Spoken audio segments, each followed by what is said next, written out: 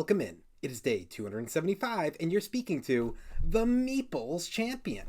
And today, we're going to be going over a new game. It's one that I just picked up over at PAX East, yet again, one of the big bunch. And this is a game that was new for me. It's a small little card game. It's a card game that comes with a theme of another board game. The board game being Azul, although it's just the theme. Beyond that, there's no difference to this game from its normal setup. The game is called 5211. Now, the concept of the game is very simple. You're each going to get a hand of 5 cards. Now, it depends on number of players. In my case, I played 2-player. What you do is you're going to pick 2 cards and put them down. When everybody's done so, you're going to flip them up and then draw 2 new cards off the top of the deck to go to your hand. Now, the way this is set up is that you're going to keep adding now, so there'll be a second and a third round, each 1 card apiece. You put one down, you both flip, you grab a new one. And at the end, you're going to figure out what card scores. Now, if there are 4 of the chickens that are on the board, exactly, and that's the number for 2 players, it changes depending on player count, then the chickens score and you put all the chickens into your decks. If there's less or more, they don't. Beyond that, it's going to depend on color. And what they'll say is that whichever color has the most cards and doesn't equal or exceed the number given. So in the case of this game, it is 5. If there are 5 of the same color, it doesn't count. But if there are 4, it does.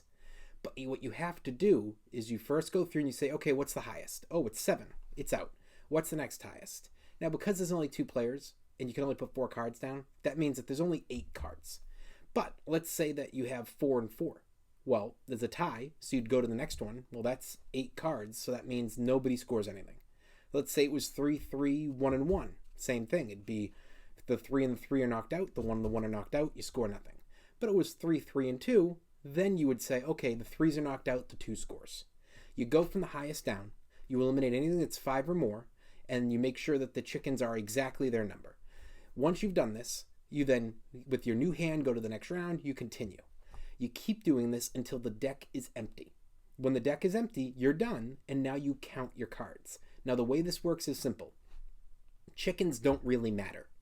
They're just an additional card to be added. So they're not worth any score. So you count up all the numbers on your cards, and whoever has the higher number wins. In the case that there's a tie, then it's going to go to total number of cards, at which point the chickens can be a major tiebreaker because all they are is additional cards that you've collected. So the likeliness is that whoever has the most chickens probably will take it. Doesn't mean they will. It could be that it's a tie, but one player kept scoring 5s and 6s and the other player kept on scoring 2s and 3s, and there's loads of 2s and 3s, and that the player with the 5s and 6s actually had more chickens, but still loses. If there by chance is still a tie in the number of card count, then it's a tie. It's a very simple game, but why don't we jump in, let's talk our 7 categories and see where this one lands for us.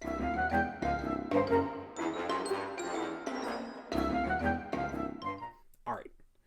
Okay, well the art is Azul. That's all the art is. They were going for something special. It's not bad. It's basically up to what you were looking for. I actually don't know what the regular 5211 box looks like, so I can't judge that. All I can do is judge the special edition. And the special edition is for those of you who like Azul. I love Azul, so for me, I enjoyed the art. I think this is personal preference on this particular one because it's a special edition, so I'm going to give it a passing mark of a thumbs up.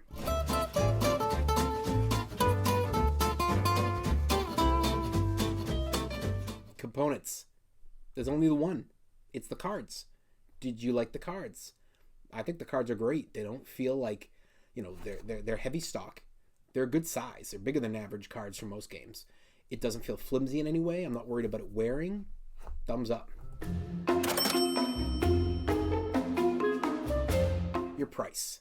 I got this for $12. This is not an expensive game. It's an easy to pick up. If you like a good card game, I think this is a game that's going to hit for definitely beginners and experienced are going to enjoy a nice card game like this. I think that for kids, this is one that can easily be learned and it could be a fun one for them as well. And even for experts, it's always nice to have a card game available. So for me, this one hits for everybody for that price range. It's not going to have anybody excluded. Thumbs up. Difficulty. Same thing. Yeah, the game's not extremely difficult, but this isn't about a sit-down 4 or 5 player 2-hour experience. This is a card game. This is meant for, just sitting back, relaxing, having some fun for some friends when you have a half hour available. For me, this is someone that can hit for all ranges. It's just meant to be a quick little bit of fun. Thumbs up.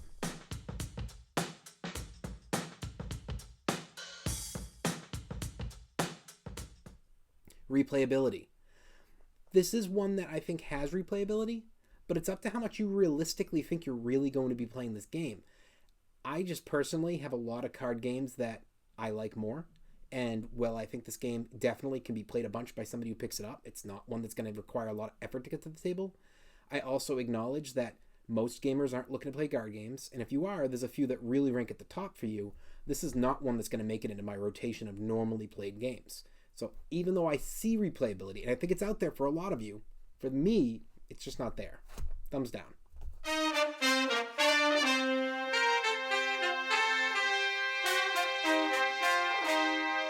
Keys to victory. So it's all about really, especially in a two-player game, trying to read the situation. As you get more and more players, it's going to, I'm sure, get more and more interesting because somebody can tip the balance and guarantee to push somebody over.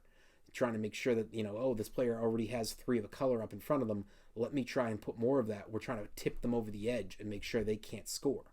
So there's always that decision making on, well, do you help them or are they going to turn out to like bail now and go for a different color and now I've just helped score for them?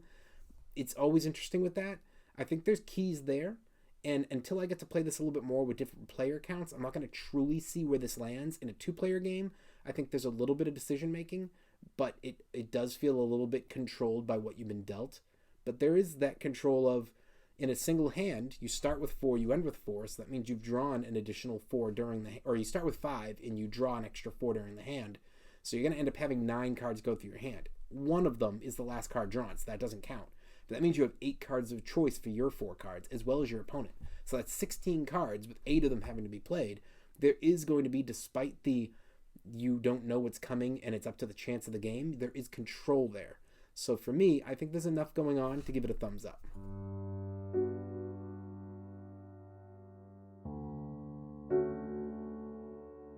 Unique. Is the game unique? I don't think it's unique.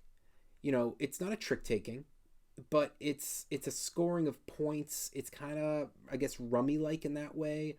You're not scoring runs or sets. You're actually scoring flushes. That's basically how this works. It's trying to make the best flush without going over the limit that they've placed.